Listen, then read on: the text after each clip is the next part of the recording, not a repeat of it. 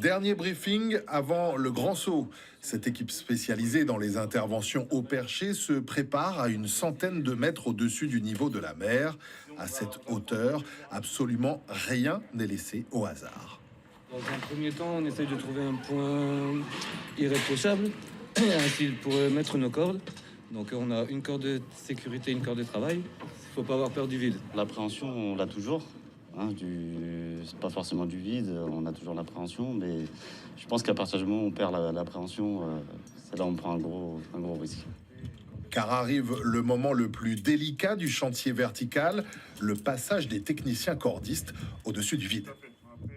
Là, il faut réfléchir, il faut avoir tout le matériel nécessaire, parce qu'en général, quand on est au milieu, ça devient compliqué. Changement de corde, donc on s'assure toujours être sur 2 cordes en même temps. Donc là, il fait son changement de corde justement pour se mettre dans son axe de travail, et de façon à être positionné, prêt à travailler. À terre, un troisième technicien assure la transmission du matériel aux ouvriers montant l'air. Guillaume, c'est bon. C'est le Martiniquais de l'étape. Dans le jargon, on l'appelle le piéton.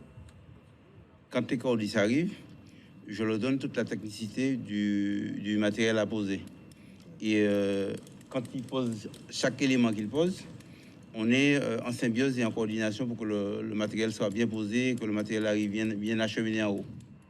Des efforts déployés afin d'offrir un véritable habillage de lumière à la tour Lumina. Une matrice LED de 5 mm va nous permettre d'afficher des caractères, des lignes lumineuses différentes et d'avoir des effets scéniques sur la tour en même temps que ce qui sera diffusé sur l'écran. Un ancien cordiste dirige les opérations. Christophe a monté son entreprise face à la demande grandissante pour ce type d'intervention.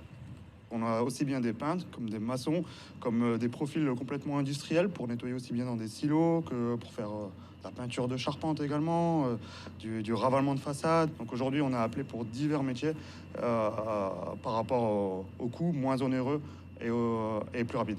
Le résultat devrait être visible de très loin à la nuit tombée, et ce dès les premiers jours gras du carnaval 2019.